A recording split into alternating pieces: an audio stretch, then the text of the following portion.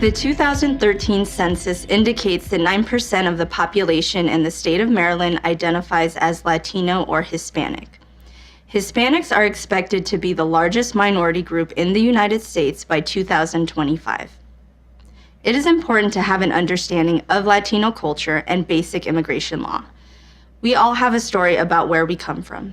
Just like any other culture, Hispanics have a rich and unique history. Understanding the family's history and expressing interest in their story is necessary when building rapport with the family. When working with Hispanic families, it is important to consider what is their current level of assimilation into American culture, what brought the family to the area where they currently live, and their view on police, social services, attorneys, etc. Do keep in mind while having these conversations, the family may well inquire whether or not their immigration status will negatively affect them. It is important to educate the families that their status is not considered during this time. Hispanic families have strong familial relationships and are valued over the individual and the community. This includes grandparents, aunts, uncles, and godparents. The U.S. Census reports that the median household size of Hispanic families is 5 people. The households are usually made up of a patriarchal structure in which the father or male father figure is the breadwinner and must be consulted before making any decisions that affect the family. Hispanics are lively, expressive people. Please be aware that interpreter and translator should not be used interchangeably. An interpreter provides oral communication and a translator provides written communication. When using an interpreter, you must always introduce the interpreter to the family and explain that the interpreter's job is to only interpret what is said between the worker and client.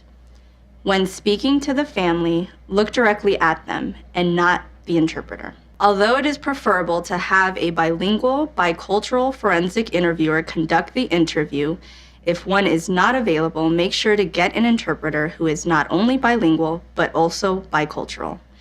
It is not recommended to use family members as interpreters, even at the family's request. The interpreter must always be neutral and unbiased. When introducing yourself to the child and their family before the interview, ask the child what language they prefer to speak in on a daily basis. Show warmth and compassion when speaking to the family to help lessen any fear or anxiety that they may have during the process. Be sure to provide any written information, documents, brochures, etc., to the family in their native language. While in the interview room, ask the child again what language they prefer to speak in, English, Spanish, or both. Be sure to let them know that it is okay to switch back and forth between languages if needed, i.e. code switching. Bilingual interviews generally take more time than the average interview, especially if an interpreter is involved.